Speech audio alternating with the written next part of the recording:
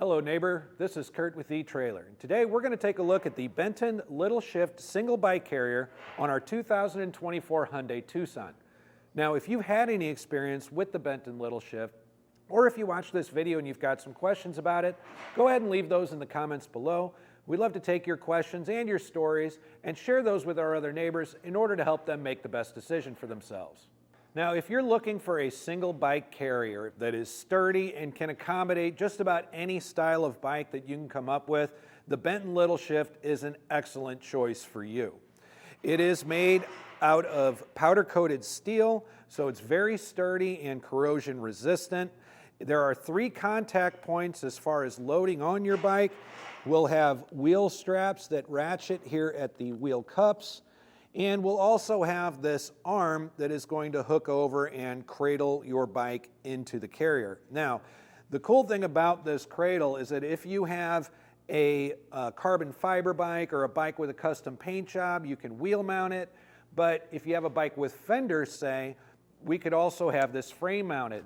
It's very simple to remove this hook from the arm, shift it back, pop it right back on, and then we'll attach it to the lowest part of our frame that it'll reach and secure it by the frame. Now, if we have fenders on it, we can drive down the road without crushing or doing any damage to those. Now, the wheel cups on the LittleShift can accommodate tires up to 4 inches wide, so some of your off-road bikes and fat bikes are going to work on this as well. The back wheel cup also can rotate forward so you can accommodate shorter wheelbases. So even if you're just taking the kid to the park and you want to throw the kid's bike on here, you shouldn't have any problems getting that loaded up either.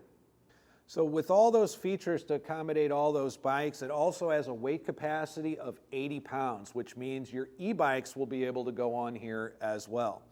And removal of the bike is really, really simple.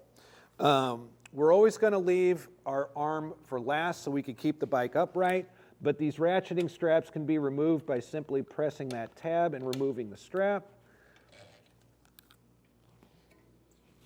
on each tire.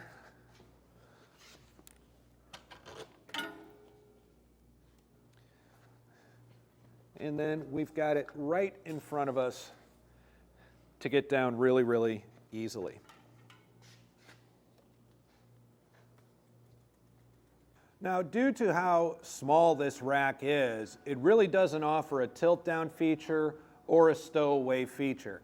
As you can see, without a bike loaded on it, there's really no obstruction here in the back at all, and we're really only adding about 18 inches of extra bumper clearance to the back. So it's just something to keep in mind that it's back here when you're getting into a tighter parking space or just backing into anywhere. It's always a good idea to know what's going on. Now, at the same time, this bike rack only weighs about 25 pounds. So it's not really a chore to remove it from the hitch if you're not going on a ride anytime soon either. So it's not going to take up a whole lot of room behind the bumper. We're also going to check our ground clearance, which is going to come in at just under 15 inches. However, just because it doesn't stick too far out back and because there is a little bit of a rise to the shank, this is actually above the bottom of your hitch too. I'm not all that concerned about any kind of like steeper inclines like a hill or a driveway, but it is something that you should always be conscious of. And one of the really great unique features about this bike rack is it does provide you with a step up right here if you want to get up and into your roof rack or any rooftop cargo. It's a nice flat piece of steel. It does have a grip texture to it to keep you from slipping, but it's a great way to be able to get up and into that rooftop cargo if you need to. I think it makes an excellent seat as well.